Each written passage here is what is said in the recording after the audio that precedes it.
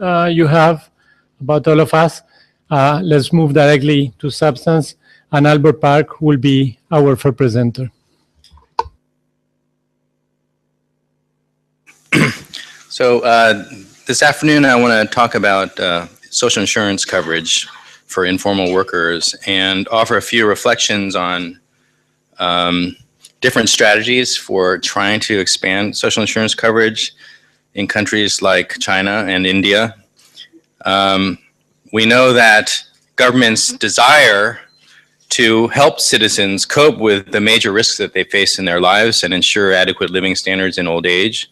And this motivates many governments, including those in developing countries, to want to establish effective social insurance programs with broad coverage. However, in countries that have very large unregulated, or as they say in India, the unorganized sector is very large, it's very difficult to expand social insurance programs because there's so little contact between government and people who are working in the economy. And in fact, when we start to design a social insurance program, whether it be health insurance or old age insurance, the design features we choose can actually create traps where they can actually increase informality by creating burdens and incentives for evasion in formal programs and in the formal sector. So I want to talk today about some general ideas about the policy options that countries can consider in expanding coverage, and talk a bit about some of the specific benefits and drawbacks of different design features in these programs, and then spend some time talking about the Chinese case, because I think the challenges or problems that China has encountered, first of all, I think many people don't really know the story of China in this regard. They know many other aspects of the story of China, but not the social insurance coverage story. So I want to say a few words about that. But also, the challenges are typical, and the problems they've encountered in China, I think, are very typical. And so hopefully that will provide some lessons coming back to India and other developing countries at the end. So if we think about the types of policy options that are available, broadly we can think about contributory insurance programs where the beneficiaries must contribute something, either an insurance premium for health insurance or some kind of a regular payment to fund a pension benefit. Or there can be also non-contributory insurance programs, which have been called social pensions, where the revenue for benefits are not coming from assessments on the workers themselves, but through some broader, perhaps general budget revenue source. And for the contributory programs, which are by far the most common, and the ones that, you know, the very first programs that were ever set up were these types of programs. And at that time, it made sense that you go to the employers and the workers to fund the programs, because those are the people that you can find and you can enforce. And, you know, a factory, if you go to the factory, you can force the guy to pay the contributions and fund it.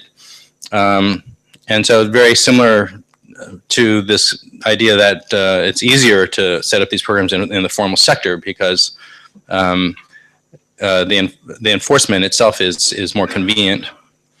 And it's usually financed by contributions of employers and workers, often defined as a share of the worker's wage.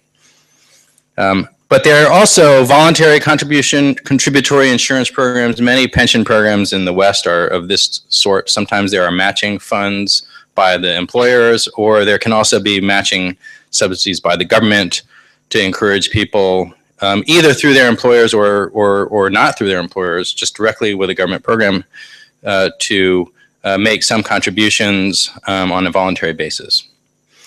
For the non-contributory programs, they can also be either targeted to the poor, although then, you know, this question arises about whether their goal is any different than general poverty assistance types of programs, or they can be universal if they cover the entire population and provide a universal benefit package.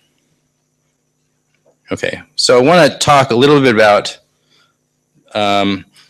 the key choices that need to be made for these two types of programs, talk about some of the advantages and drawbacks, and then move quickly to China. So for the contributory programs, the biggest choice is the contribution rates. How much do you want people to have to pay into these programs as a share of the wage? Because in developing countries, compliance is a big issue. If you set those rates too high, people will find ways to evade. But at the same time, more contributions, you can provide a better benefit package. And then, of course, for pensions, you can consider defined benefit or defined contribution programs. And for the defined benefit programs, you need to establish what the benefit rules will be, how much redistribution there will there be a minimum guaranteed amount of the pension, et cetera. And another key program feature that was alluded to last night was the portability of benefits. So there was a comment that the Provident Fund in India is not very portable, and it's a huge issue in China as well. And then for the non-contributory programs, you need to basically decide where you're going to raise the money and how much you can afford in terms of the amount of benefits you can provide. And then if you want to target, what should the eligibility rules be? And for pension benefits, what is the age at which you can start to draw these benefits? Okay. What are the considerations in making choices over these design features? Well, for the contributory insurance programs, I think the biggest issue is the contribution rates, again, because compliance is going to be a direct result of the level of rate that you impose. And the ease of enforcement also will depend on the perceived value of the benefits. So in other words, if you tell a worker and his employer that together you have to contribute, as they do in China, you have to contribute 28% of the wage towards the pension program, the worker could just consider that a tax if he felt he would never see that benefit. But of course, he is getting a benefit that has real value to him, but probably not equal to 20% of the wage. I mean, there's kind of a revealed preference argument that, of course he would prefer the cash. With cash, he could still save 28% if he wanted, but he could also do other things that he may view as more optimal with that money. In immature systems, in many developing and emerging markets, the workers may be very skeptical about what benefit they will actually receive. They don't trust the administration. They don't trust that the promises today will be kept in the future, et cetera. And that can really undermine the view of these contributions as benefits and therefore be viewed more as taxes. For pension systems, I think defined contribution systems where the worker, you can show the worker he's put a money in an account with his name on it, that may make him believe more that these benefits are real and he's going to see something from it. But of course, that reduces the ability to redistribute. And then, of course, there's the portability issue, which I mentioned. Now, the other thing about contribution rates, regardless of kind of whether they're perceived as beneficial or not, is that they do constrain optimal household resource allocation because it's an imposed kind of savings choice that you're imposing on the worker. And that reduces the flexibility of the worker to use his income for other things. He may view the imposed savings rate as higher than what he desires, and it will be a kind of savings which is illiquid to him. So if he faces other uncertainties, even after this contribution, he still may feel like he's going to need to save a lot of his income to deal with other uncertainties he may face in life. So in this way, it can be viewed as costly. And these are important to understand because they really get at the incentives for evasion. If workers don't appreciate the value of the benefits and view it as really constraining their choice set, then they're more likely to go into informality or to collude with employers to evade regulations. Okay. And then for the non-contributory insurance design, there are a lot of incentive issues associated with these programs. They seem great because you can say, oh, look at all these people in the informal sector who are not covered. Let's just use tax revenues and give them something, and that's going to be very popular. But it has consequences. Number one, it's a subsidy basically, so it can actually encourage people, again, to leave the formal sector and go to the informal sector. This may be less of a problem if the formal sector has ration jobs where the benefits, the wages, and other things are clearly better than in the formal sector. But eventually it will become an issue as if the formal and informal sectors are more integrated. And also the level of program benefits can also create an income or wealth effect that can reduce work incentives directly. So people, and savings incentives as well. People know that they can get this free benefit to them, and then they're going to have less of an incentive to keep working. And as I mentioned before, we need to also consider how these programs work with other social assistance programs. Okay, so what happened in China? So China initially had less of an informality problem than countries like India because it started as a socialist country, and under the socialist system, the whole economy was formal in some sense. And in urban areas, all workers kind of were registered and were the responsibility of employers, state employers. But of course, in China, there's been huge economic reforms and a huge growth of the private sector and huge migration, which has changed all that and has actually increased informality pretty dramatically over time. Now, the main programs in China, even post-reform, have been these traditional contributory insurance programs, especially for government workers and for enterprise workers. After kind of a concern that informality had increased a lot, I think the government has tried to implement regulations that have been more protective of workers. They passed a very important labor contract law in 2008 that requires employers to provide labor contracts and benefits. And then recently, in really the last 5 or 6 years, they've dramatically expanded voluntary contributory programs mixed with non-contributory. What they've done for rural pensions, for instance, they've just basically said, if you're already old, we're going to start giving you a payment every month. But for people who are not yet at a retirement age, we're going to ask you to make a contribution, and we're going to match it, and we're going to subsidize it so that it's very attractive to you to make the contribution. And most people have responded by contributing up to the matching limit and then stopping. The result is that you have high coverage but a very low level of benefit. Okay, but there are many challenges, and I'm going to jump around here. I wanted to point out this figure, which shows the coverage rates based on surveys that I was involved in 5 large Chinese cities in 2005 and 2010. And you can see separating workers into the local resident worker, urban people, and then the migrants, mostly from rural areas. You can see that from 2005 to 2010, coverage actually increased. So for health insurance, there was actually a dramatic increase in health insurance coverage of migrant workers from 2005 to 2010. But most of the increase, the colors are not that clear, didn't come from health insurance benefits coming from employers, but from this voluntary, quasi-voluntary program in rural areas that covered everybody. So there was a huge expansion of the rural health insurance program. These migrants are from rural areas. They paid for these insurance programs in their home villages, and then they didn't want to get that benefit from their employers because they already had something, although the benefits, again, are much worse than the typical package from their employers.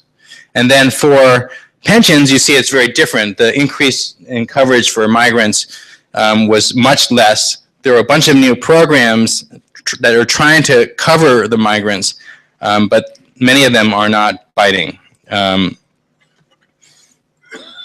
Okay. A couple of other things about China is that the programs have very high contribution rates. So if you add up all of the assessments on workers' wages paid for by the employer, it comes to like 30% of wages, and the employee is also being docked about 11% of wages. So together we're talking about 40% of wage under the official programs. It's a very high rate, much higher than India. And if you look at this in comparative context, China is at the far right. This is a much higher labor tax wedge than in other countries. Okay, the other thing about China's programs are that they're heavily decentralized at the city level. And in pensions now, they've gone up to the province level. But this means that if you're a migrant worker and you work and accumulate some claims, some benefit claims in one city, and then you move to another city, it's not clear whether you can transfer those benefits over. So it creates a strong disincentive to get these benefits. There have been other things that have happened in China. I mean, based on interviews that I've been doing recently and with firms in southern China, we found that local labor bureaus, local governments allow migrant workers often to opt out of social insurance programs voluntarily, as long as they're offered something, and then the worker and basically they negotiate, and the employer will say, oh, we'll give you a little bit higher wage if you don't opt into these programs. And the migrant worker who's young and thinks he's healthy and doesn't trust these programs that are not portable says, okay, that sounds great. And so it's tolerated because local governments in China care about growth. We had that discussion about empowerment of city mayors last night as well, or yesterday. And the other thing they do is they try to reduce the contribution level artificially by making them be based not on the wages of each employee, but on some minimum wage or lower policy set wage for the region. And the other thing is that has been done in the past is that employers will hire workers through these labor service companies where they're just hiring the service, and so they're not responsible for these benefits for the workers. Although this loophole has been tightened in revisions to the labor law. Okay, and then let me summarize the challenge of China and then say one word about India, and then I'll finish up. So China, we've seen real big problems. There have been huge, widespread evasion of the contributory insurance programs, which has led to very low social insurance coverage of the migrant workers, which is really China's informal sector. We've seen rapid expansion of voluntary contributory programs, but they have been achieved by subsidizing but delivering very meager benefits. And there's some work that says this has had a negative labor supply effect in rural areas, although I don't think that's necessarily a bad thing for rural people who have been working very hard. China has very large differences in their benefits across different schemes, which makes integration of these programs difficult. And the greater success of these new programs that have tried to get high population coverage, not linked to employment, has created a lot of disincentives, created a lot of incentives for evasion the traditional programs that I don't think has really been properly understood in China, where they just, the Chinese government, the strength is they're very good at getting things done, but they are very target focused. So they just say, we want to coverage the population, and they don't really think about incentives of how this is going to work out with the multiple programs. Okay, so last word about India. India has social insurance programs mostly focused on the organized sector through the Provident Fund and the Employee State Insurance Company. I was looking, this is from the online documentation of the programs from the Indian government. One thing that was interesting to me is that the contribution rates are actually pretty low in India for workers, especially for this pension scheme. Much lower than in China and many other countries. But of course, it's a much smaller program because the formal sector is much smaller in India than in China. So India is challenged by this large size of its informal sector, but it has one advantage, at least for vis-a-vis pensions, that it's still a very young population. So it's pretty cheap as a country to deal with old people today, and there's still time to put in programs that will deal with old people tomorrow. Now, given the complexity and incentive problems associated with having multiple programs and trying to just expand coverage piecemeal, as I've described in China, my own view, after really thinking about this for a long time, is that these universal public social insurance programs actually have a lot of appeal. These are the only, this is the only type of a system that can avoid many of these incentive distortions where different benefits for different populations create incentives to avoid certain sectors or to not work, etc. And there's been some proposals in Latin America and the Mexican case in particular to do this, to fund a general pension. This means everyone gets the same pension when you retire, and it's funded from a value-added tax in the case of Mexico. And this, even if you replace in China, or India, if you replace the very high benefit programs in the formal sector with a much more basic program, it actually will free up the formal sector enterprises by reducing the implicit tax of these programs. And this can actually increase competitiveness and further, kind of the Made in India agenda. And if you still think that employers or the government are responsible to help people smooth their consumption better by increasing, providing higher pensions for people who have higher wages, then those can be on top of this program, either voluntarily or mandatory, depending on the policy goals. And I think that whether you do universal or not, I think the goal really should be to start fresh and integrate as much as you can at the start. Because once the programs are placed, it's really hard. Thank you. Thank you very much. Next, David. Thank you, Martin.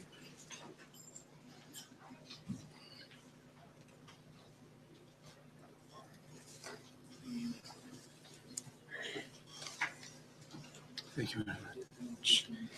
That's not mine.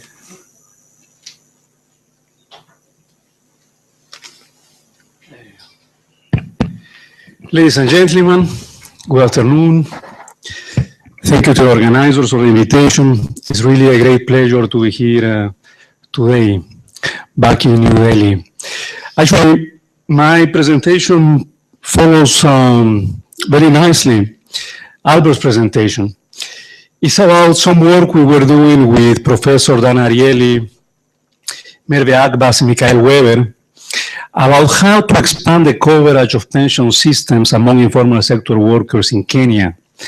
And what I'm going to present today are the results of a behavioral experiment in Nairobi, in the slums of Nairobi. Let me start by providing you a motivation for all this work. As Albert was saying, and most of you know here, the coverage of the social insurance system worldwide is very low.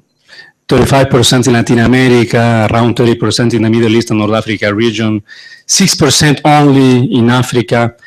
In Eastern Europe and Central Asia is higher, but also because of the legacy of socialism is now going down.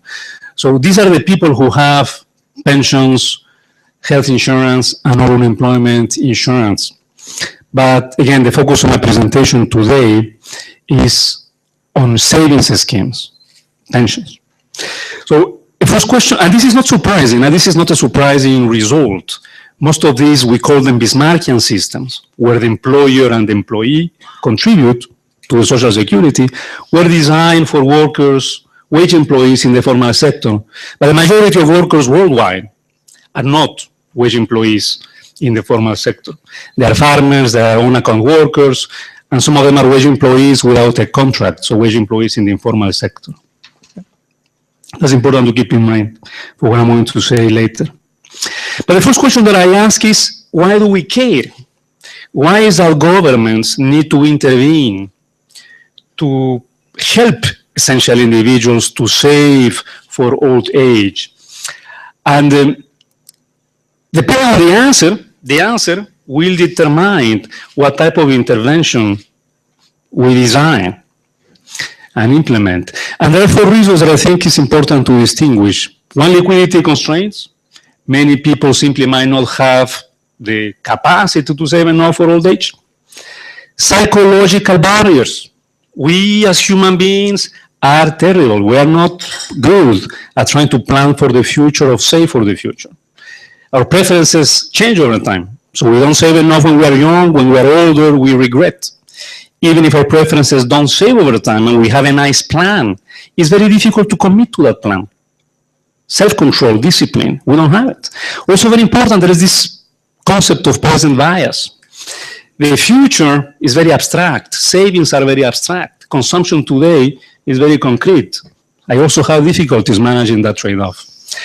And then there are issues related to simply imperfections in financial systems, right? Not having access to the means to save, not having access to savings accounts, or essentially banking services. And there is a whole literature that has been evolving over time about, coming from psychology or behavioral economics, about these problems. I'm not going to talk too much about it, but just to say a couple of things about some of the type of instruments that have been used to address some of these psychological barriers. For instance, to help with self-control, commitment arrangements, right? It can be that I commit to save my future increases in wages, or I make commitment with my peers, with members of my family. Those things help. I'm not going to go to the details of the results, but just to give you an idea of the type of intervention. To deal with this problem of present bias and self-control also, sending messages, reminder to people about saving seem also to make a difference. Default options, people are lazy. It's again related to this issue of present bias. So this is, there are several of these experiments. That chart there shows you that line that it spikes. It spikes when a change was made in the US in the voluntary schemes for employers plans. And when the default option become to join the plan, more people simply join the plan because they didn't switch. It was the default option. So more people started to save. And then of course you have, one slide that I don't have here, financial incentives for people to save that will not make a difference. Tax credits or matching contributions, and I want to talk a little more about that. So what was the question that we asked in Kenya? First we say, Albert was trying to present the options here. Is the Bismarckian system, is expanding the Bismarckian system, the contributory system, an option? And the reality is that, the answer is that no. First of all, because most workers, as I said before, do not have an employer. Number two, I think it's very unrealistic to try to enforce anything, to mandate anything in the informal sector. Many of the small businesses that don't contribute because they don't want to, because they want to evade. They don't contribute often because labor productivity, value added per worker, is too low relative to the social security contributions. So forcing, mandating the informal sector to contribute is not realistic. And finally, it also doesn't make sense to me, even if you could mandate, that I'm going to impose on all of you the same contribution to the pension system. That contribution rate should depend on your age, in fact, the income and the variance of your income over time. So forcing everybody to save exactly the same is not necessarily the best policy either. So the conclusion here is that whatever we do to expand the coverage of, in this case, pension systems, but I think it applies to other social insurance schemes, has to be voluntary with a safety net at the end, to make sure that everybody will have something, in this case, when they retire. And how to integrate the two is an important policy question, but I'm not going to talk about that. I'm going to talk about the experiment now. So we were trying to see what type of incentives and nudges to address the psychological barriers you can give to informal sector workers, low-income workers for the most part in Kenya. And Kenya, as any other low-income country, has a very high informal sector, almost 47% of the economy, 70% of jobs are in the informal sector, very low rates of access to the banking system, 40% poverty line, but they have an asset. These guys have an asset.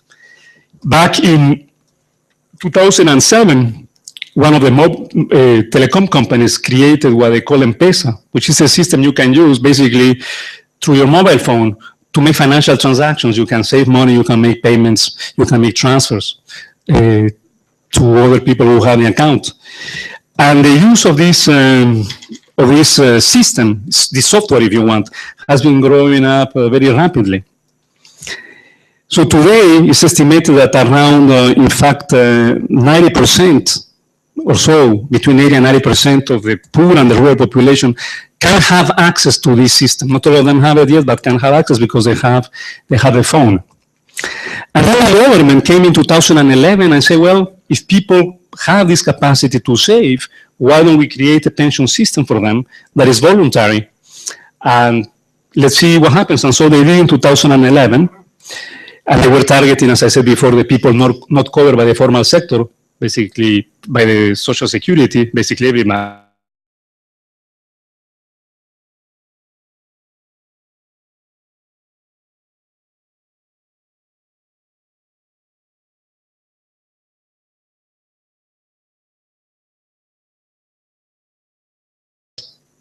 As I said before, through the phone, so people don't have to go to an agency or anything.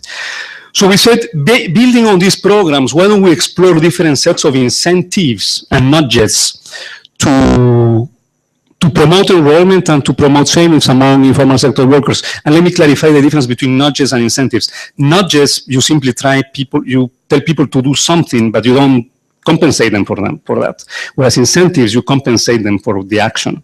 For instance, by giving them money. So we consider three types of interventions. Text messages, as I told you before, reminding people they have to save is important. Some of them, regular text messages, some messages coming from children, their own children. We give them a coin. I'm going to tell you more about the coin. The coin was used to make savings, the future, more tangible. And matching contributions. 10% matching, 20% matching, and we did exposed matching and ex ante matching. Exposed means, well, you save first, and then I pay you. Ex ante, I pay you first, and if you don't save, I take the money away from you.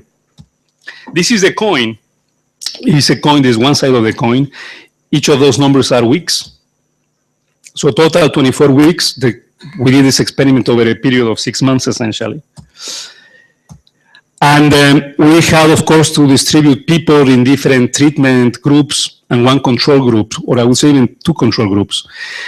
And we divided the population into existing members just because it was easy to recruit from existing members, those who are already using the Embao thing, and from new members. To existing members, to some of them we give them the coin, either one of those interventions I mentioned before, and to some of them we gave them combinations. So 10% matching with a coin, exposed ex ante, 10% matching with messages from your children. We didn't do 20% matches just because, we had already too many treatment groups. For the new members, we didn't do combinations, also the limited of the sample, and then we had a control group. We also had a group where we didn't do absolutely anything because to the control group, we gave the standard messages. So the messages work this way. They were sent on day 1 and 7 every week. We said, please remember to save. And then at the end of the week, this is how much you save.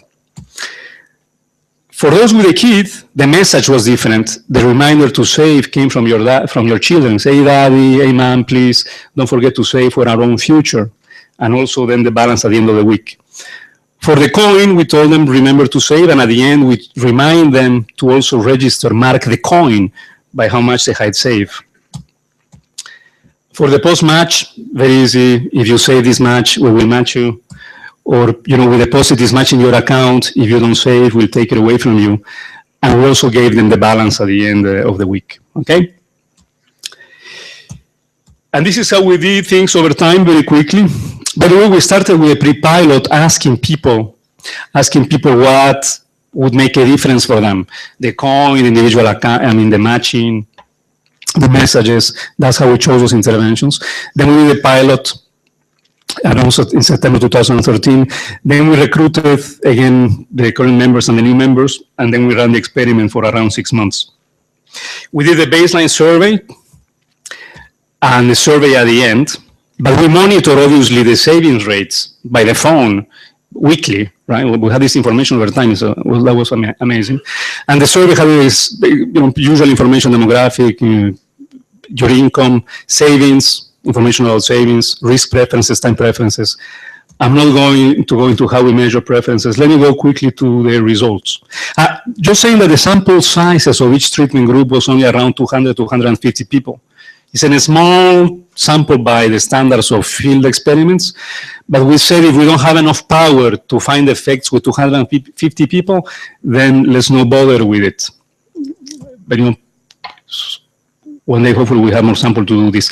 This is just to give you an idea of the average savings rates across the groups. And just please, and this is for current members, just please look at the bar to your right, which is the 0 intervention, the bar to your left, which is the control with the standard messages, and then all the others where you really see that there was an increase in the savings rate. And this is over time. Again, the blue line in this case, for instance, is the coin with anything else. In the name of time, to give you the main results for existing members, and then I will say something about new members. The coin seemed to be the intervention that makes the most difference. We were all surprised by this. But having something that makes savings tangible seemed to be very important for the people who were included in these experiments. The matching, the post-matching was a superior option than the pre-match was a superior option than the post-match, meaning people are more likely, even if it's the same, people are more afraid of losing things. And it's this loss aversion that may explain the results. And anything combined with the messages also were a very important intervention when combined with with a matching or either the coin. The messages alone, at least for the control group, the messages of the children alone relative to the control group with normal messages didn't make a big difference. The pre-match was also very important to increase the participation of people who are likely to save. I should have said that in this table, we have different columns. The first one is for people who were not savers, everybody. The first three columns are for them. The other column is the probability of becoming a saver as a result of interventions. And the three other columns are for those who are already saving and they started to save more. And we have for the savers three columns because we're simply having different levels of what we call Winsorization, right? We take away the extremes of the distribution of savers to have a better estimation of the mean. And we do that at different levels. But in all the cases, the results are statistically significant and quite significant relative to the no intervention case. For the new members, those we recruited, the results were very disappointing. For them, we do not have the no intervention treatment anyways because they were not there. But the results are not, most of the results are not statistically significant. But this is also explained by the flaw or a problem that we had in the implementation, simply that at some point in time when the messages were sent, they went with the wrong balances, and this happens three times, and we need to change the balances. Basically, the balances were overestimated.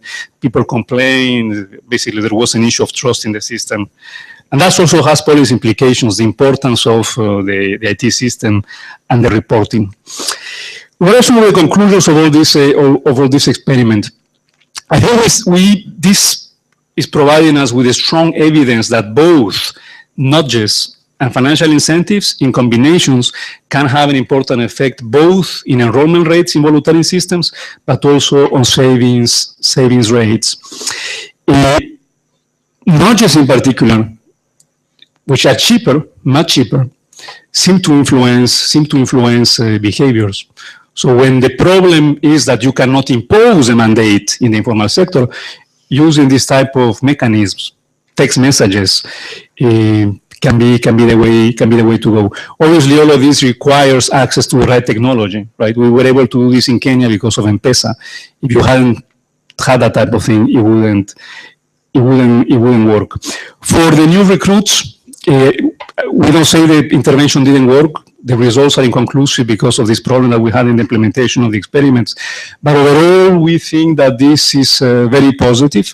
And again, following on Albert's presentation, maybe one of the strategies that governments need to follow to expand the coverage of the social security system.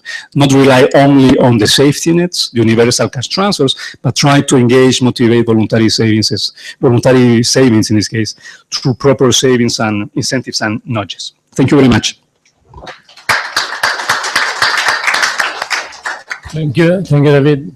Next, we have Dr. Devanathan.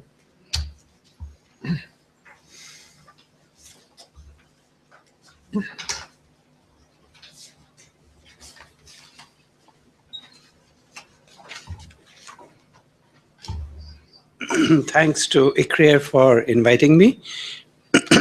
I'll just explain all those logos and banners and that. It's a program that we are part of, IHD, along with ILO and ESCAP, with support from IDRC, South Asia Research on Labor and Employment and Social Protection for Inclusive Growth. What I'm presenting is really a research agenda. It's not so much a research results. So it's a research agenda, as you can see from the question. I'm not asking whether, obviously, social protection contributes to welfare, but I'm turning the question around. I'm not the first person. Many people have done that. Is it also a free lunch? Contra the World Bank. Can it be a free lunch? Can it actually contribute to growth and an increase in productivity?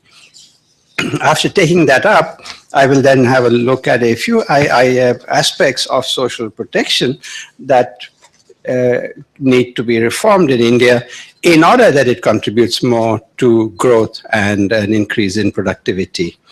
Now, as I said, I'm not the first person to ask or argue this question. Many others have done it before me, most notably Peter Lindert in his book on Growing Public, where he actually argued that, yes, it is a free lunch, and that there are a number of ways through which this happens. One of them is, of course, the micro level, the effect at the micro level, where you may have health and educational interventions, support for health and education, which would increase productivity. Now, I can give some examples of individual examples where this has happened. I met a factory owner in Chennai who said that when he went to China, he was surprised to note that the Chinese workers were as energetic at the end of a shift as they were at the beginning. And he wondered why this was so, and he found that they have very good lunch in between.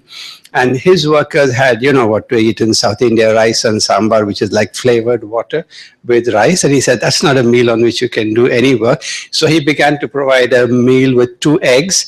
And I asked him, well, did it pay for itself? He said, yes, much more than that, because productivity really increased in his factory when he provided this kind of lunch.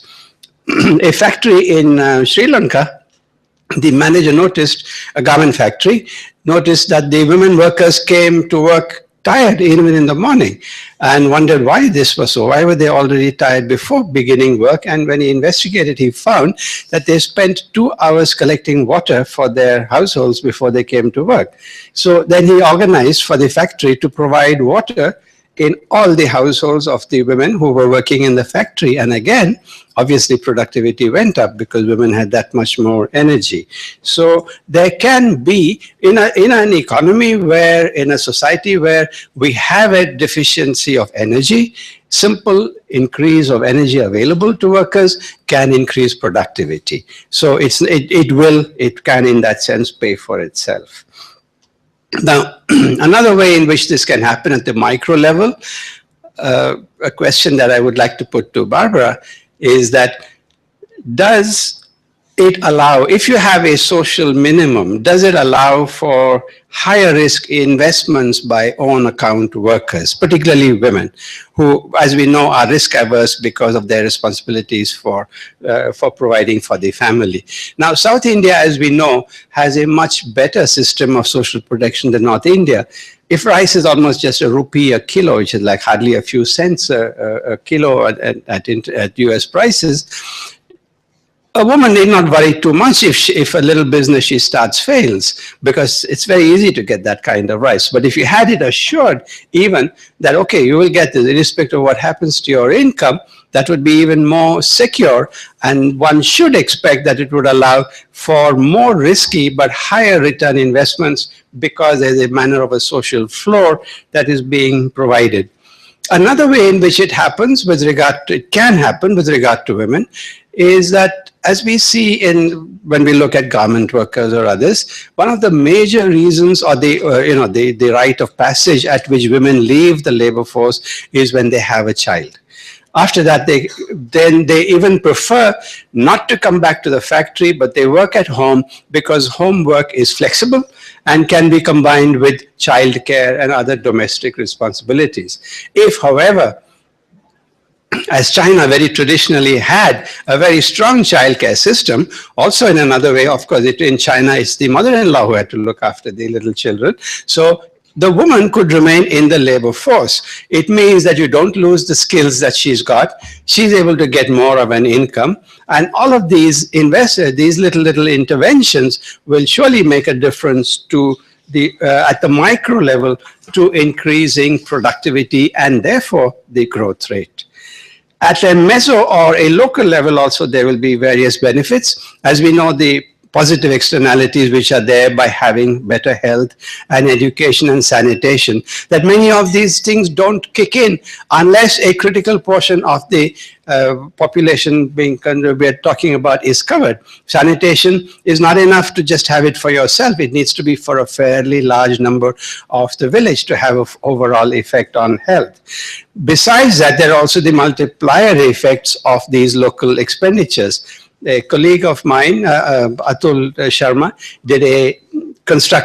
along with his colleagues, he constructed a SAM, the Social Accounting Matrix, which is a slight variation of the input-output matrix, and calculated the multiplier effects of NREGA, the widow's pension that's given.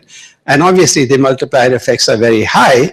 Of course, then we asked him the next question: can you check what would be the multiplier effects of these expenditures versus another non-social protection expenditure, like say infrastructure? Can you see what would be the difference in the overall effects of both of these? That is yet to be done. But the point is, there are multiplier effects of local expenditures as we see through NREGA, and this will definitely have an impact not just on the households who receive it, but on the economy of the area. Non-beneficiaries. We were very surprised to find in that SAM who benefits the most other than the direct recipients of that NREGA money. It's actually the upper section that benefits the most. Obviously, they sell the goods that are bought by the poorer people who get the NREGA income. So it's profits that goes up the most and not wages at the lower, along with wages at the bottom. A third kind of way in which social protection can help growth, improve growth, is of course, one is the stabilizing aggregate demand, which we saw in the 2008 slowdown when India, because it had the NREGA already in place, it had a very quick effect. You didn't have to actually bring about a program. Those workers, like the diamond cutters in Surat who were laid off when the diamond trade kind of collapsed, they were able to go back to their villages and get some kind of work. When construction slowed down in the wake of that, they also were able to get some kind of work. So it had a macroeconomic stabilization effect. Does it also improve social cohesion, meaning by this that allowing for the kind of reforms that are necessary to be brought about? Now, we all know that growth is a matter of creative destruction. Something is destroyed, something is created. Old livelihoods are lost and new ones are created. But there may well be a gap between the two, and the people, of course, as it is by the Adivasis or the tribals in India, often they're not the ones who benefit. But if you do have a program of a universal social protection, will it make people more ready to accept change? Will they be willing to say, okay, we have something and let's see how we can manage with that? Or will the resistance to change increase? Or will it reduce that resistance?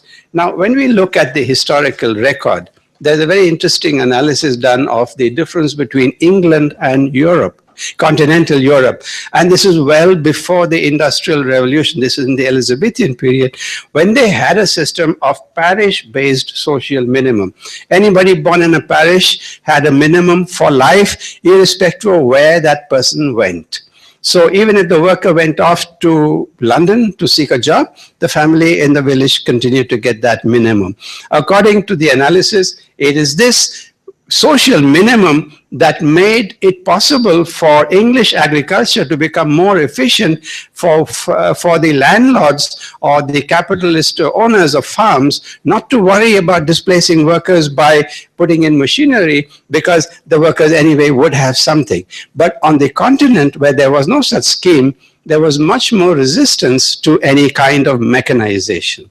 So therefore, the change was much more over there. Now, I will just conclude. As I said, I think this is more really just a few points have been put down, but this is more a research agenda.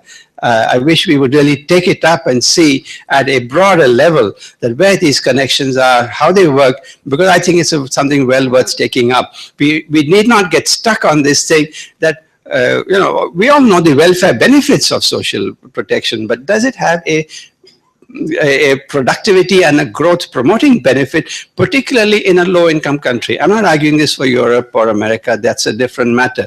They do not perhaps have those deficits in education and health and sanitation as we do, or in terms of basic income availability. So will all of these, provision of all of these, help? Now, 2 points I would just like to take up in designing this. First, obviously, such a system has to be portable. That's where NREGA, I think, fails, because it ties the laborer to the village where you get the benefit. Of course, families also utilize it in different ways. The man goes out, the woman takes the job in the NREGA. This often happens. But it is still a way of tying families to the village, while you rather would like to support them in moving, in being more migrant, more mobile in that. That's the first point. Secondly, should it be household-based or should it be individual-based? Now, women are the ones, of course, who suffer when it is household-based, as usually social protection is. But shifting to a situation of an individual-based, identity-based, individual-based social protection would allow women to particularly utilize that money for their own promotion in the labor force, as I mentioned, even with regard to by their own account workers, by being able to undertake investments that are more risky but yield higher returns. The third point, of course, is that universal social protection. This has already been mentioned by Park, that I think that this is definitely much better, rather than having these thresholds that this is only for the informal sector.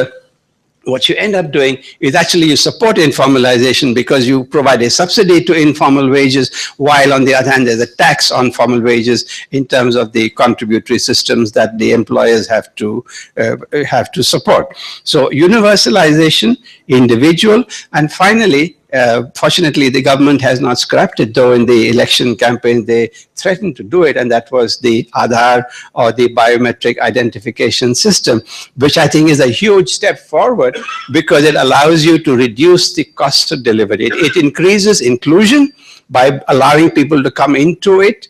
I saw this myself in a number of places where we did a little field work, that the most enthusiastic were those who, unlike us in this room, we all have identities. We don't have a problem of having to establish our identities. But those migrants who come into the city who have nothing, for them it means a lot to be able to have a government accept acknowledged identity which they can show. And the first thing that pavement dwellers said is that, well, with this, at least the police can't harass us all the time as they do now.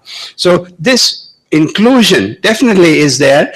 Along with that, it is also a matter of reducing the cost of delivery.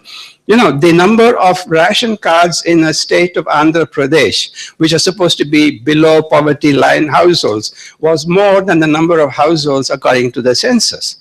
That means there's a huge number of duplicate and ghost cards. With biometric identification, you will get rid of these duplicate and ghost ration cards. So you will be able to reduce the cost of delivery by simply getting rid of this kind of corruption. So I would just like to end by reiterating that, yes, we need to see as researchers the ways in which social protection can enhance inclusive growth. I don't mean just inclusive development in terms of higher well-being. Well-being will definitely be there, but can it also increase growth and therefore pay for itself? And what are the design features we need to help that happen? Thank you.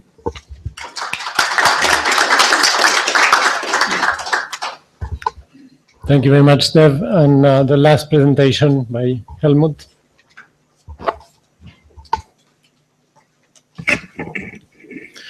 Good afternoon, everybody. First of all, thanks to the organizers for inviting me. I don't have a PowerPoint presentation. I just have some notes. So I would close this here. Okay. I would like to focus mainly on India and also take up a little bit what the previous speakers said and what the learnings could be from the research. I would do it more from a practitioner's perspective.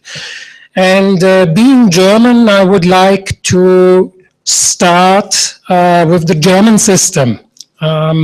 Although David has said that the Bismarckian system not necessarily is the solution, especially in countries with a large informal workforce. And I definitely would agree to this. But on the other hand, if you look in the historic development of Germany in the second half of the 19th century and what is happening in India at the moment, there are quite some interesting similarities, and at least from a political perspective, you could take some learnings. Germany, second half of the 19th century, was in the middle of the so-called Industrial Revolution, which brought two developments. The one was a huge labor migration from rural to urban areas, and together with this, a disintegration of the traditional family patterns. And these traditional family patterns provided somehow a risk mitigation in the case of illness, in the case of accidents and disabilities, against old age poverty. and even to a certain extent for unemployment. And they're against this backdrop. The famous German social reforms were introduced in the 1880s by the then Chancellor Otto von Bismarck, starting with the social health insurance. We all know about these reforms and about their success. I mean, the system, although Germany is an aging society with a lot of challenges to contributory-based social protection system, the system as of now has proved to be pretty robust. I mean, it has survived 2 world wars, it has survived dictatorship, it has survived partition and reunification, and it is still there, and it's probably still one of the best systems in Europe. Why am I telling this? As I said, the similarity to India somehow is that also currently India is in a huge transformation from an agricultural economy to an economy which is nowadays based on services very much, but which should be also, if you look at the objectives of the government, should be based more on industry.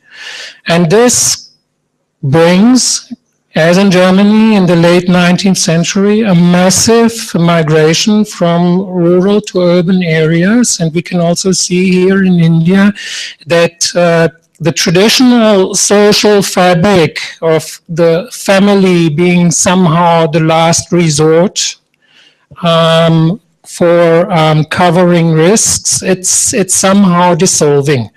So the question is, or at least I would say, that currently these similar challenges mean that it is high time for a modern and robust social security system in India. And this currently, we don't have this. We have traditional supply-side approaches which have been started with independence in social protection, but unfortunately, a rights-based supply-side approach to social assistance practically has never worked in India for many reasons.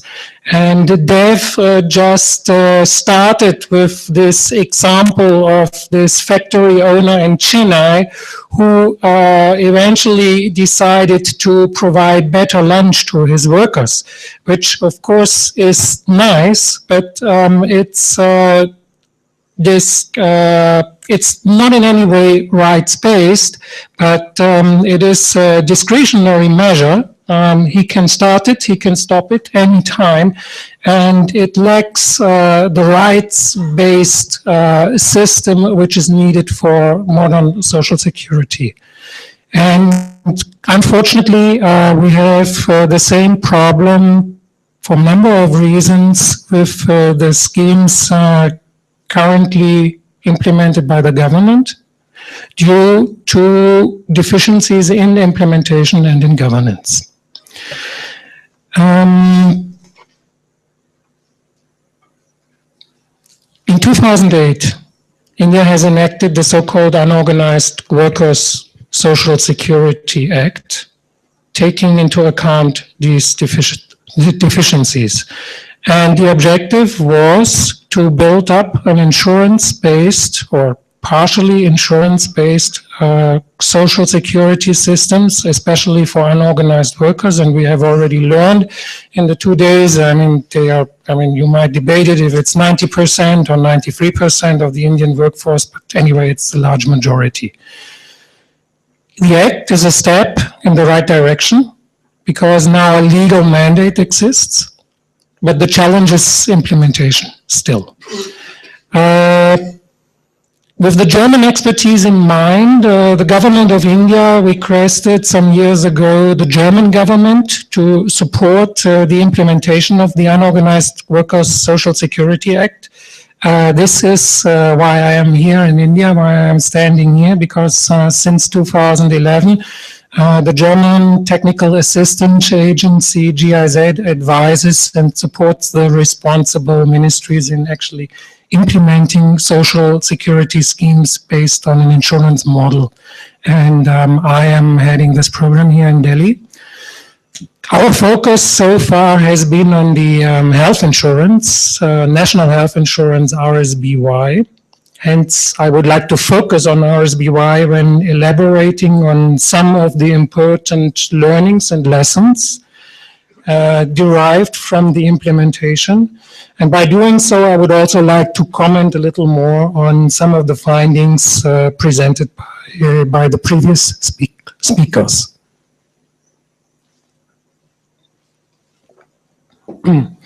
Before I start, let me briefly explain the main features of RSBY, because I'm not sure if everybody is familiar with the scheme. RSBY covers hospitalization expenses for families below the poverty line. It covers expenses up to 30,000 rupees per year, and the objective is twofold. On the one hand, to improve access for these most vulnerable families in society to secondary health care, especially access also to private service providers. And secondly, of course, to minimize the risks of impoverishment due to catastrophic health expenditures. I guess it is known that almost or more than 70% of health expenditure here in India is out of pocket. The scheme is based on biometric identification. As Dev has already mentioned its virtues. It is not based on an online system, but on an offline system with a biometric smart card, because the online system still in India has the problem that in many, especially rural areas, you lack the connectivity you need. So there is this biometric smart card and also an elaborate IT system which provide, on the one hand, for proper identification and on the other hand for a swift settlement of claims. RSBY is a public-private partnership. Insurance companies play a major role. They are responsible for enrolling the beneficiaries. They are responsible for empanelment of the hospitals and for the settlement of claims. The insurers are selected by open public tender, and the insurance premium for the BPL families and also for some other categories of workers, which the government had decided that they also should avail the benefits. So the insurance premiums are paid by the government. The beneficiary itself only has to pay a small amount, a small fee for the biometric card. And the premium is divided between the central government, who pays 75%, and the state government, who pays 25%. From a beneficiary's perspective, the scheme has, I would say, 5 important advantages. First of all, it is cashless. So no advance payments on medical costs are necessary, which often are not possible for families below poverty line. Secondly, it's paperless. So all these complicated application forms, which often are a tremendous hurdle, especially for people in the poor segment who often are illiterate or semi-literate. This all is not necessary. The enrollment is done just by taking the fingerprint and the picture, and the people and the beneficiary gets the card. It is portable. That means the smart card can be used all over India in any of the RSBY empaneled hospitals. This accommodates to the needs, especially of migrant workers who, for example, go from Bihar to Lucknow to some construction sites or Gurgaon.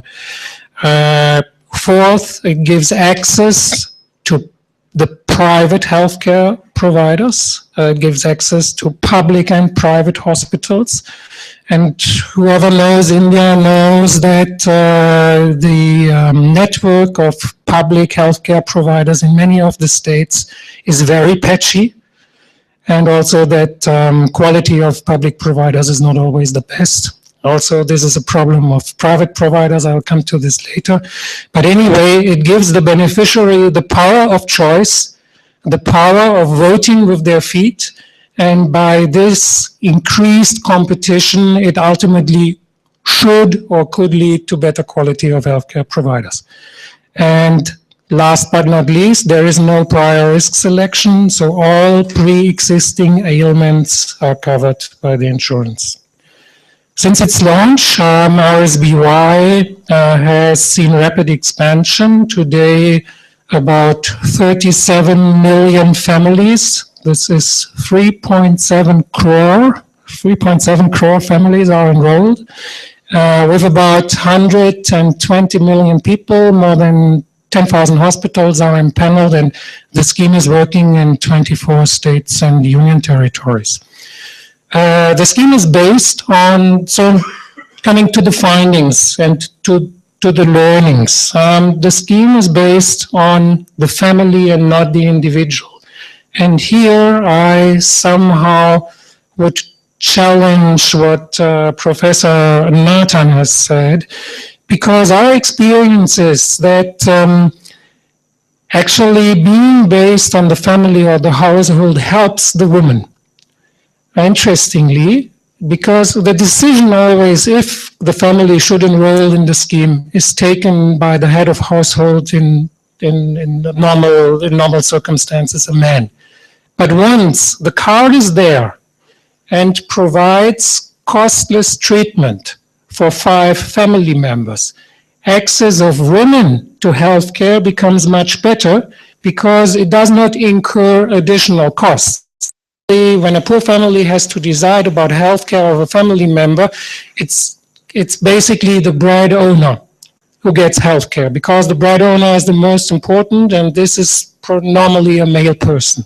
So healthcare for women often is neglected, and the insurance system based on a family somehow mitigates this neglection. Some other learnings. One learning is that targeted systems have serious shortcomings. And not only because of the reasons which already have been described, but especially here in India, the problem is that targeting is not possible because of the lack of a proper database. So, for example, with an RSBY, the targeted beneficiaries are the below poverty line families. But who is below poverty line? There are lists, so-called BPL lists, but these lists are based on the census data of 2002. They are terribly outdated. This means that you have many poor people who should have access to the scheme, but who don't get access because they are not on the BPL list. And on the other hand, families who are on the BPL list, but for whatever reason, have a higher income than being below the poverty line. So you have false positive and false negatives. Therefore, I also, from our learnings, would strongly recommend universalization of the scheme. And interestingly, also the government now is moving in this direction with the Universal Health Assurance Mission, where they say this also should cover all unorganized workers, irrespective of which profession they come from or if they are BPL. Second learning. Importance of information and awareness building of beneficiaries. Many of the people in the target group are unfamiliar with the workings of an insurance scheme. They have no financial literacy. And this goes along with a conflict of interest with the insurance companies, because they have a strong incentive to enroll as much families as possible because they get paid by the number of enrolled families. But they only have little incentive to facilitate utilization of the scheme, to facilitate to actually accessing hospitals by providing proper information. And this needs a recalibration of the incentives, or to involve other institutions to be entrusted with awareness building.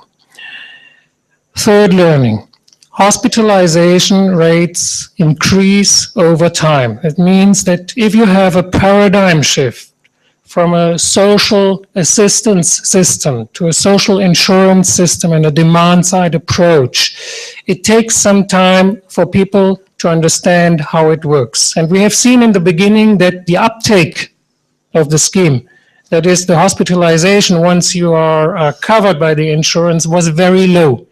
And this often has been pointed out by the critics of an insurance approach.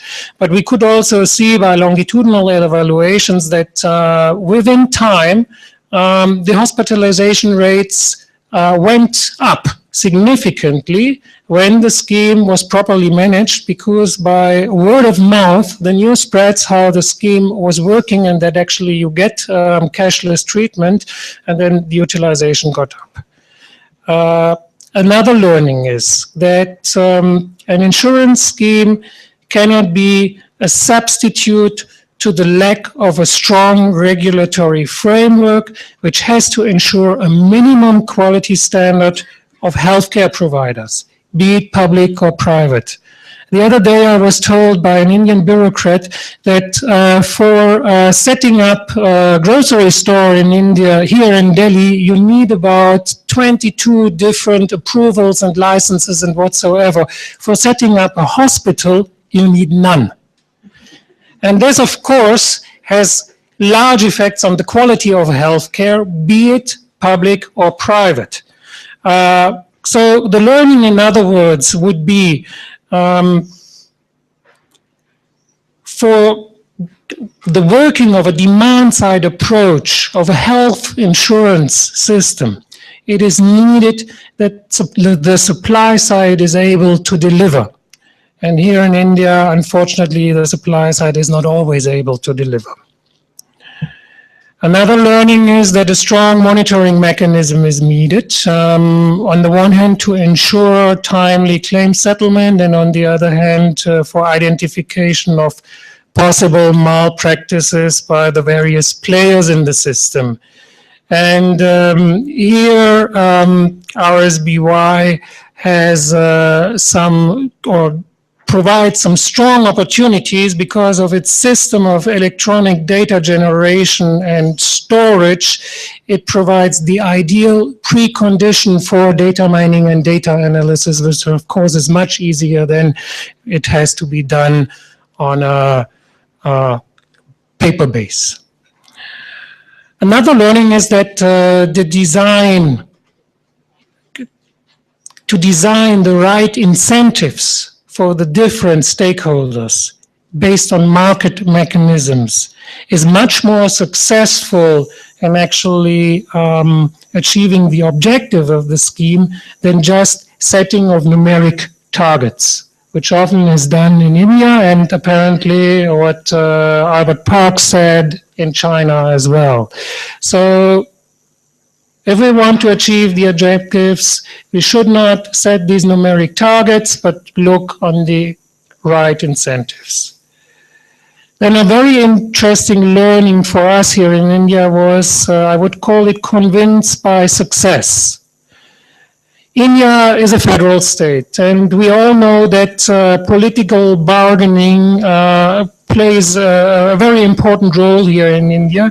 And in such a federal state, the political bargaining about the design of any social insurance scheme can be very time-consuming because you have to leverage conflicting interests, and it even can end in political stalemate. To avoid this trap, the responsible Ministry of Labor and Employment had started RSBY on a voluntary basis for the states. Those who wish to participate, they were welcome, but no state was forced to enter the scheme by the center here. This was a very wise move because the success of the early believers motivated other states to participate. And in my view, this is one of the reasons for the very swift start and also for the impressive speed in which RSBY has been scaled up two more learnings I would like to mention. Of course, government, when starting a scheme, the work is not done. Of course, government has to stick to the predetermined schedule of renewal of insurance coverage. With RSBY, insurance coverage is renewed on a 12-monthly basis by, again, re-enrolling the beneficiaries. And this often has not happened due to lacks of governance and implementation. And what happens then is that no fresh premium revenue is provided for the insurance companies. This means that claim settlement suffers. This carries the risk that healthcare providers withdraw because they are not reimbursed. And as the consequence, the scheme is increasingly unable to deliver. The consequence then is that beneficiaries might turn away, and to get them again into the scheme, of course, will become much more difficult. Last learning, it's somehow a no-brainer. Sustained political ownership is critical for a successful paradigm shift to a modern social insurance system. And to secure this ownership, we strongly would recommend to set up an independent management body for these kind of schemes, to make them, of course, accountable to the ministries, but somehow independent in implementation. Thank you very much. Thank you, Helmut. We have had 4 fascinating presentations. And if I may just summarize and caricature what we got in 2 minutes so that we can have a discussion. We have Albert advocating in a way for a universal system providing a minimum to everybody because of the disincentives that one can otherwise create and may push for additional informalization. David emphasized the limitations of our minds and behaviors and went for the kind of nudges that are not incentives, that have no cost, but that can trigger changes in behaviors. Dev looked at the imperfections that are out there in insurance, in liquidity constraints, that mean that social protection may increase efficiency, and wonder whether the gain in efficiency could offset the cost in terms of mobilizing resources for social protection. And finally, Helmut reminded us that news about Otto von Bismarck's death have been greatly exaggerated, and that building institutions for social protection is something that takes time. And it didn't happen overnight in Germany in 1880, and perhaps the example of RSBY is one to consider as to something like that should not be done in developing countries. So you see very, very different perspectives of all the reasons why there is or there should be some form of social protection. I think we missed one. I was surprised when David put the list of justification, and there was that famous article by Larry Summers like 20 years ago, which was called "Why is there social protection?" And it was a moral hazard argument. Is that basically it's not that people are dumb and do not want to save, it's that with a bit of luck, someone will come to the rescue when you are really in need. Someone can be at the household level, someone can be at the political level. What happened with the Chilean pension reform, when there are too many people who are not covered, then that creates a political majority in some way to get a change in the rules, and so you can get others to pay for not saving. So there are many different reasons that have been used in this conversation to justify or to argue for what should be done. But what is interesting is that we came up with completely different ideas of what should be done. So with this in mind as a background, and I know I took the freedom of caricaturing what our panelists said, but I think that it was a very interesting mix that we got in this very rich mix that we got in this session. So let me now open for questions and comments. Few rules of the game. First, identify yourself. Even if we have been together for some time, not everybody knows everybody else. Second, be brief. Go to the point. We will collect 3, 4, 5, go back to the panel, and then do a new round until either you don't have more questions or comments or they kick us out of the room because it's time for the next session. I understand there are microphones out there. Yes. So who wants to go first? So we start here on the right, yeah, close to the microphone, then we go over there. Yes. Maybe I'll stand up. I'm from Bhutan. We are also trying to introduce, or we have some kind of social protection system for workers. But I thought from the lecture, I heard that the social insurance for the unorganized workers is only covering health insurance. What about when the workers in the informal sector become old and are no longer able to work? What about who is going to look after them if there are no pension system for them or other social protection system for them? Thank you. And there is at the back there, the lady. Yes, thank you everybody for a very interesting presentation. My question, I have actually... Can you identify yourself? Yes, I'm Nisha Arunatilaka from the Institute of Policy Studies in Sri Lanka. My question is about financing.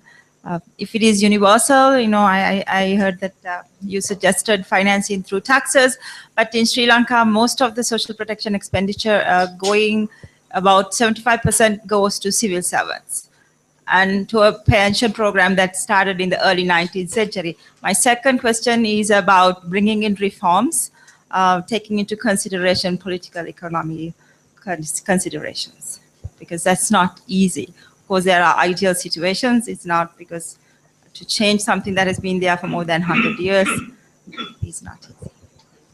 Thank you. Here. My name is Günter Schmidt. I come from Germany.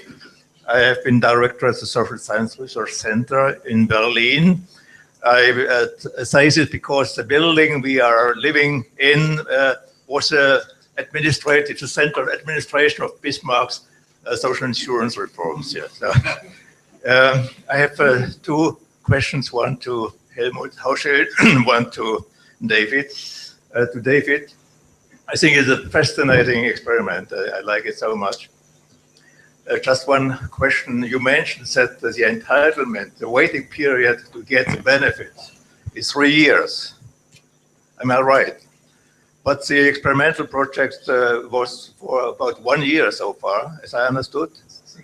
And so how can you come to general conclusions? And do you make kind of follow-up for the next 3-4 years? Maybe it's very important for this kind of experiment to get more generalizable results. The question to Helmut Hauschild is, I understand your arguments that this family orientation may even help the women, but what is when the family breaks down? How is it working? And second, one of the advantages of contribution-based social insurance systems is always the entitlement effect, which comes from paying the contribution, which establishes a kind of social right to the benefits, and which creates trust in the system. And in this case, the program we are running, you don't have a substantial contribution. What do you think about it? Will it later, do you think there will have to be a contribution or not? Thank you. Thank you. Other questions? Yes. Yeah, over there.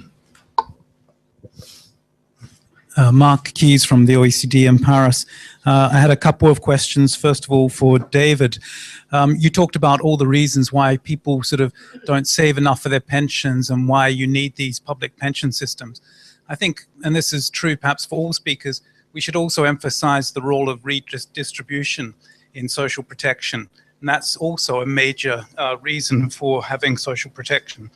I was just a bit surprised to see the impact of coins. So this costless or more or less costless mechanism has a large impact, and that seemed to be larger than any of the other measures. And if I couldn't quite read the results because they were put up very quickly, but it seemed to be even larger than the coin plus one of the other measures. Is that the case? And which seems to me a very strange result, that both the coin plus some sort of matching contribution seem to have a smaller impact. I find that peculiar as a result. And then for Nathan, I think your results are certainly interesting. I think there is certainly a case to be made for looking at the impact that social protection can have on productivity and ultimately on growth. But doesn't this link back to sort of the rationale for all these conditional tax transfers that you see already in many sort of emerging economies like Mexico, like Brazil? And that, in fact, there's even a more direct link there because they are conditional on sending children to school or regular health checkups and things like that, where there is a direct link with better education and ultimately higher productivity. So I just was a bit surprised that there was no mention of those schemes that are already in place and quite large schemes. Thank you. Thank you. Perhaps we can take advantage of this point to have a round of responses, and I propose that we go now in the opposite order. So we start with Helmut and finish with Albert. Okay. I try to answer the question on other insurance schemes. First, there is also an accident insurance, life and accident insurance, which is called AABY. But the uptake of this insurance is, as of now, pretty poor. And then we have also two nationwide pension schemes for unorganized workers. The one is a non-contributory scheme. It's called Indira Gandhi Old Age Pension Scheme. You are eligible for the benefits when you're older than 60 years, but the benefits are very meager. And the problem here also is that although it should be a rights-based scheme, in fact, the distribution of benefits is very much left to the discretion of the deputy district commissioners, the panchayat officials, and so on. So the health insurance RSBY probably is the example. Their insurance approach has worked best as of now and has seen the best uptake. What happens if a family breaks down? If the breadwinner dies, automatically his wife will become the head of household. That is foreseen, and that can be also changed in the biometric card. And then the second question was about the effects that there is no contribution by the beneficiaries themselves. There is a very small contribution of 30 rupees they have to pay during enrollment, but that indeed is very small. But nevertheless, the smart card empowers the family, because the smart card is actually worth 30,000 rupees. I mean, you go to a hospital, and the first time you somehow go to a hospital as a poor family, especially to a private hospital with money in your pocket, these 30,000 rupees. The card is handed over to the hospital. They have smart card readers where they identify the beneficiary by their fingerprint, and then they get reimbursed by predefined package rates for about 1,000 different treatments, mainly surgeries. And these predefined package rates are deducted from the amount on the smart card.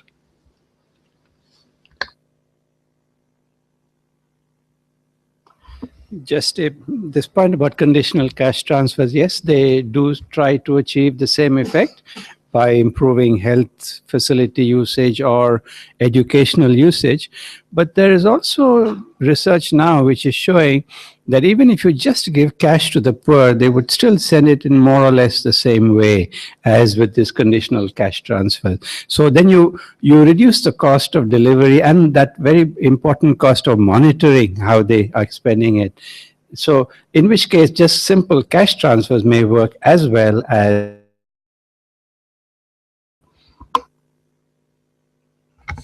Yeah, I wanted to make 3 comments.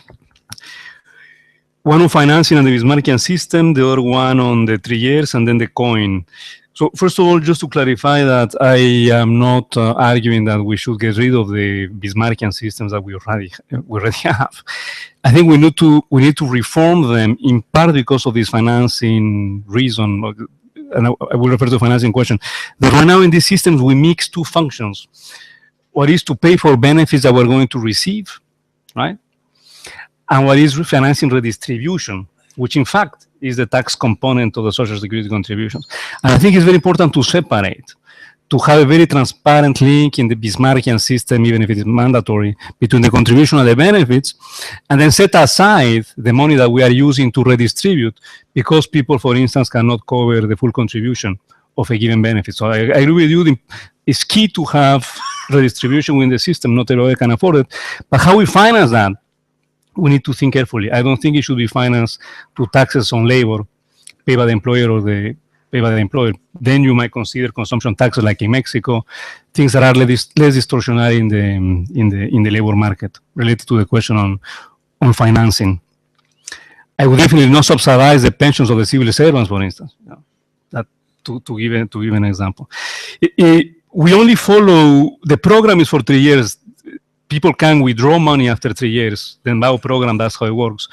We continue to collect data through the mobile phones, but this experiment was only for 24 weeks. Now what we did is that we do see that the savings rates, they reach towards the end of the period in a steady state, where they seem to remain constant, and we are working on the hypothesis that they remain constant. We'll check when we get more data. So now we're comparing the steady state savings rates. Well, we do at different points in time. But that is important, right? You saw them, all of them go down over time and then they stabilize. So we're assuming that that is what you will have going forward, but we need to check. And your very important comment about the coin, we think that the problem or the explanation is that when you have the coin alone, you have the coin with a certain type of message that reminds you about the coin and how to scratch the coin. When you have the coin with the other interventions, then the message, for instance, the kid, the message is different, becomes the message of daddy, remember to save, or the message of how your matching is working. You don't have anymore the message of the coin. So that message seems to make a difference, first of all, to remind you that the coin exists somewhere and that you need to scratch it. It probably also a problem in the design of the experiment that, you know, there is another variable changing when we move from the coin to others. The message of the coin changes. Yeah. Yeah, I want to just comment on the question about caring in old age. And in China, the first program is just a poverty alleviation a minimum living standard program. It's not targeted at the old, it's targeted at the poor, but it'll cover the old who are poor. And I think that's the very basic kind of first approach. But then what China also did as it tried to expand its rural pension program in particular, it gave a universal pension benefit to all old people over age 60. So if you were above age 60, you started receiving a monthly payment, regardless of how rich you were. It wasn't means tested, it was universal. And it was partly to recognize the needs of older people, and also I think to publicize the benefits of a rural pension program to the people who were younger and being asked to contribute. If they start to see people getting this monthly payment, they say, oh, it'd be nice to have a monthly payment like that when I get old, because that was not guaranteed for the younger people who are yet to reach retirement age. You had to start contributing to attract the benefit. And then on the financing question, I think in many countries, revenue is very scarce, so it's hard to fund universal benefits. And that's just a reality. So you have to be very realistic about what you can do. In China in the 1990s and even to well, certainly through the 1990s, the government had very scarce budgetary resources. But eventually, the growth and and the reform of the tax administration system led to a lot more revenue coming into play in the 2000s, and that's when they started really rolling out these more ambitious programs. One thing I do think is probably makes sense is if you were going to offer a universal pension benefit, it would be good to leverage your resources by requiring or incentivizing voluntary contribution. It seems like that is a reasonable thing to expect since people are getting everyone's getting a benefit. And maybe using some of the methods that David talked about, you could have a very attractive matching scheme where the government matched a contribution rate up to a point, and you could, first put the money in the account and say, if you don't do this, you're going to lose that money. And that way it would reduce the cost that the government would have and obviously increase savings and buy-in. One of the big problems of a universal scheme that's not funded, that's funded from general revenues, is that, people may have a disincentive to save, right? Because they say, oh, I don't have to worry, I'm going to get that benefit. And so that's a serious concern. Thank you all for going very precisely to the questions raised. Let's have, we have 1, 2 here. Where is the microphone? Yeah, I'm Mukul Kumar. I'm a software person, but have interest in all these areas. One of the experiments which is done in some states in India is that there's a very small contributory thing for like a state of Karnataka for agriculture workers and agriculturists. They have a very small amount they pay, and they have a huge number of enrollments. And that's a very successful model which is working over there. I don't know, I think Mr. Dev might be knowing much better on that. But I think that's a system which, if that can be replicated across the country, I think it may really work out. Thanks. There was one more. Yes, here in the front. I just wanted to add that it's not just the lack of resources, but also the utilization of resources. I mean, I remember going to a primary health center and this guy was saying, where is the government getting so much money from? Why are they giving us so much money? We don't know how to utilize it. So I think utilization, capacity building at the local level is also a very important issue. And that also, I think, links up to local power relations. If you see, I mean, people don't really expect the state to do much for them. And the people at the helm of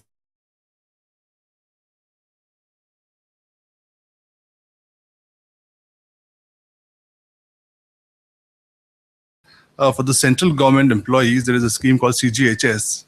I don't know if you're familiar with that. So it's called the Central Government Health Scheme. And the contribution is very minimal, but then the benefits are, there is no limit to that.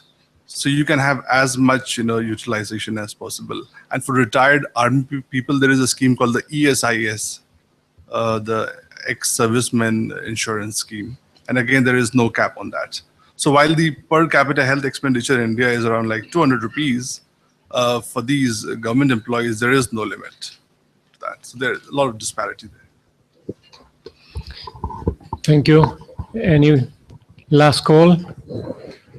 So let me abuse my position as chair also to ask one question to each of the participants in closing this session.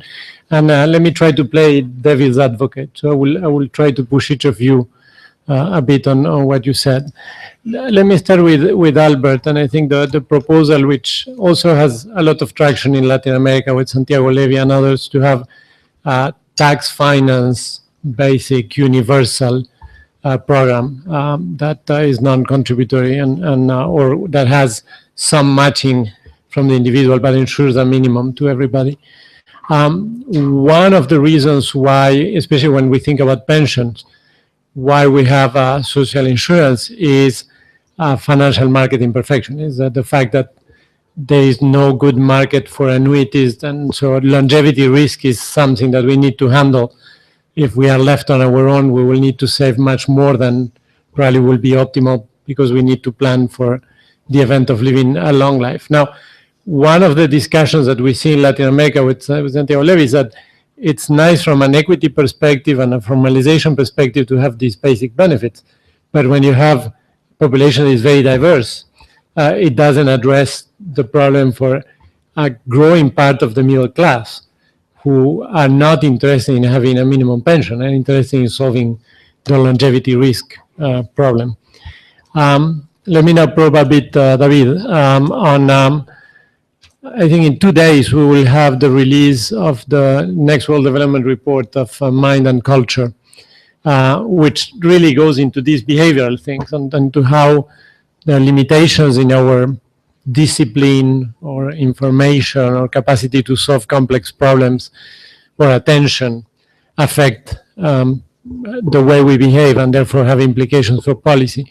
One of the questions that have always been coming up with this literature is to what extent these effects are major or are just second order.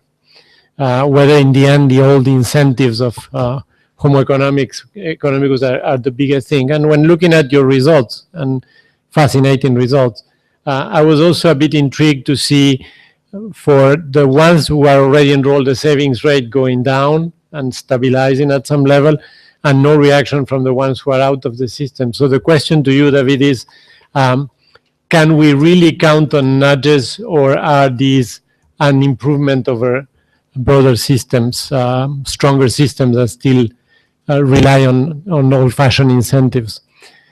For Dev, the question is more on market imperfections versus institutional imperfections. I think all the reasons you pointed, Dev, why having some mechanism that addresses the liquidity constraints of why people are not having the right food and therefore cannot be productive, or insurance, and so giving you some certainty and allowing you to take risk and to move, can have an efficiency gain, and that is clear.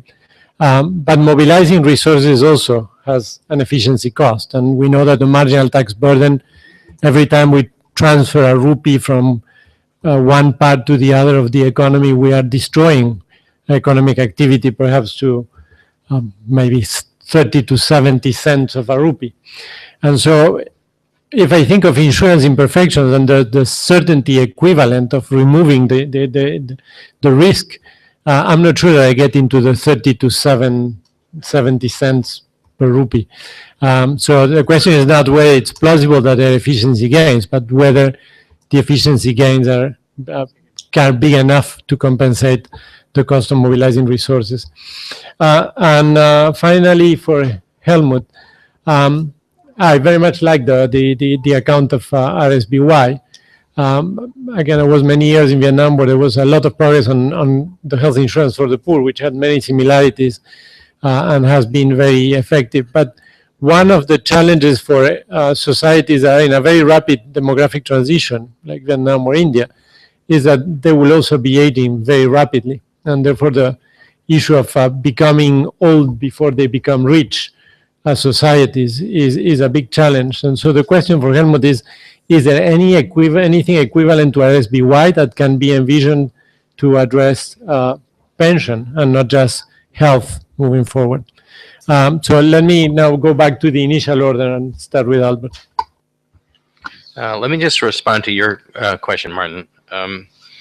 So yeah, I think we have to be clear about the objectives of government organized pension programs. And one is a minimum kind of old age security argument, which is very similar to a poverty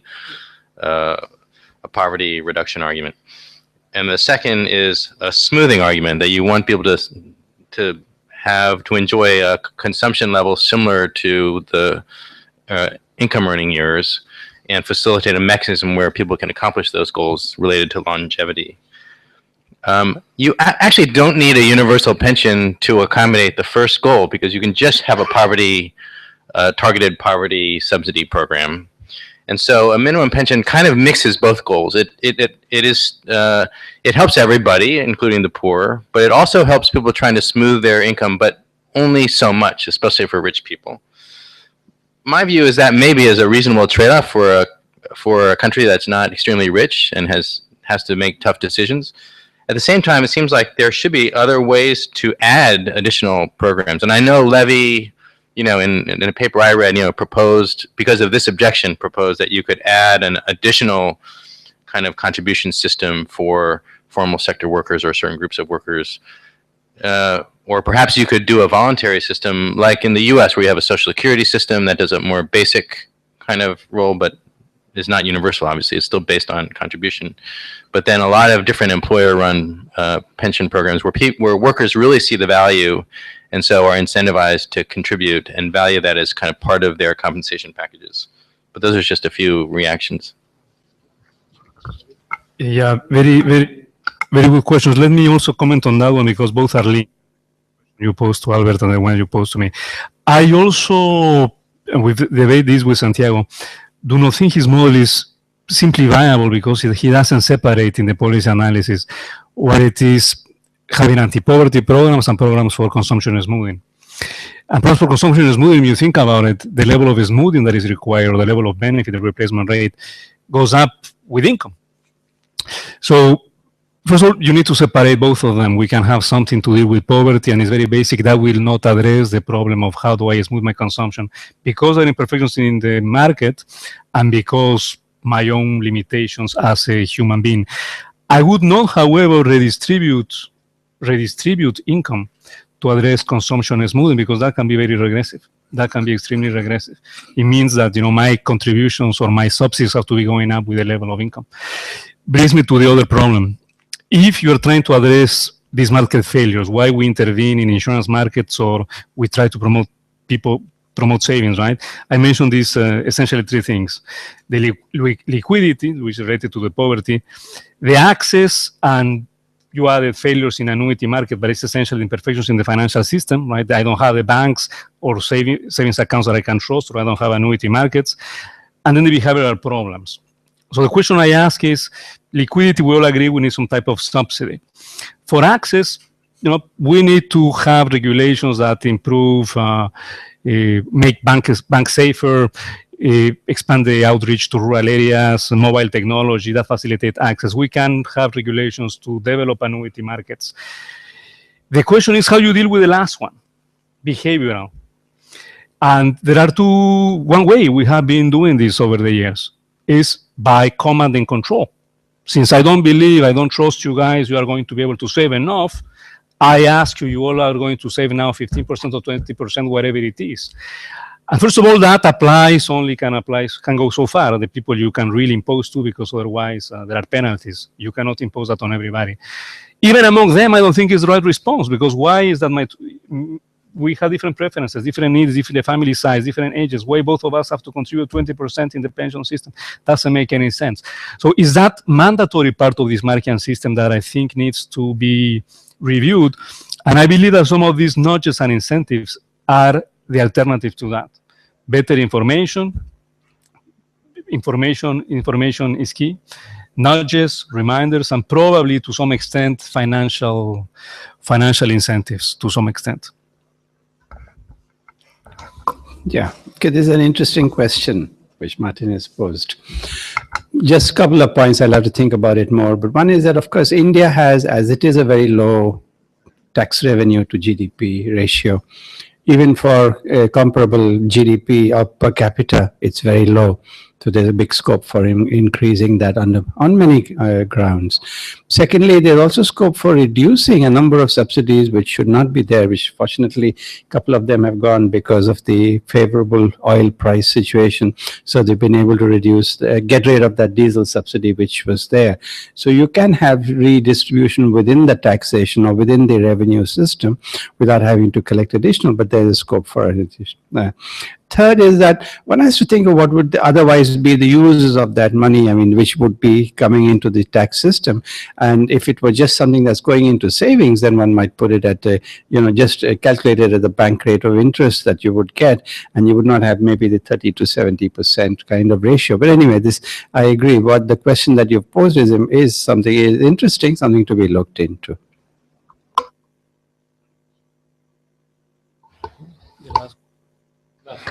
Last one.